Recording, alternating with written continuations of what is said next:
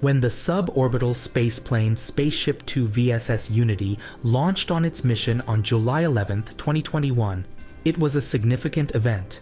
This vehicle flew for the first time with 6 people on board, including the owner of Virgin Galactic, Richard Branson. It seemed that the beginning of suborbital commercial flights was within reach. However, addressing the identified issues took nearly 2 years. On May 25th, VSS Unity conducted another test flight, paving the way for a significant milestone.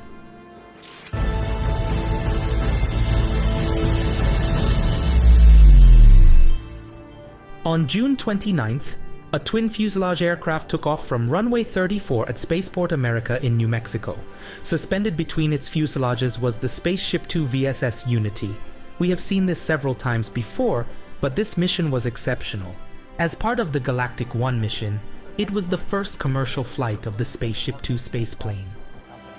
And they're verifying checks with our crew every step of the way. I don't know about you all, but I can feel the anticipation building just watching the screen. Previous missions had only included Virgin Galactic employees on board. This time, a 6-member crew was on board, consisting of 2 Americans, 3 Italians, and 1 Brit. The White Knight II aircraft ascended to an altitude of nearly 14 kilometers, where the SpaceShipTwo was released. Shortly after, its hybrid rocket motor, which utilizes solid fuel and liquid oxidizer, ignited. Trimming, that's pulling the nose up. VSS Unity transitioned into a nearly vertical ascent, and the engine shut off at an altitude of 42 kilometers after approximately 1 minute of burning. However, thanks to inertia, the spaceplane gradually ascended to a height of 85.1 kilometers. This means it did not surpass the internationally recognized boundary of space, which is located at an altitude of 100 kilometers. Nevertheless, it did exceed the boundary of space recognized by the United States, which is at an altitude of 50 miles or 80 kilometers. Specialists have been cleared to unstrap and enjoy the zero-G experience. This is amazing. What you're seeing is Colonel Villaday. During several tens of seconds, the crew experienced a state of reduced gravity, allowing passengers to float inside the cabin. For the Italian trio, it was not just a tourist trip, but scientific work. During the flight, they conducted 13 experiments for the Italian Air Force and the National Research Council. However, they still found time for posing with the flag.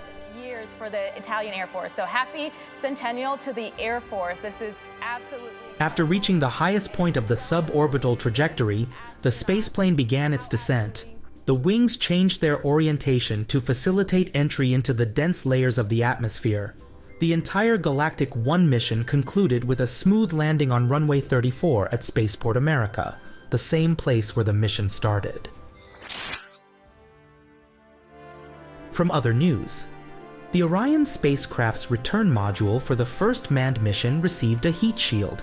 However, its overall preparation has recently encountered delays. The mission's launch date at the end of 2024 is increasingly uncertain. The James Webb Space Telescope observed planet Saturn. The image had significantly increased contrast because Saturn is not easily visible in the infrared spectrum. Its atmosphere contains methane, which absorbs this type of radiation. In addition to the planet and its rings, the largest moons of Saturn are also visible. Thank you for watching Spaceflight News. Please note that in 2 weeks there will be a change in the release schedule of our videos. Starting from July 17th, instead of the current 6 videos per week, we will release 1 video every 3 days. There will be fewer videos, but they will be longer, and each one will cover 3 main topics.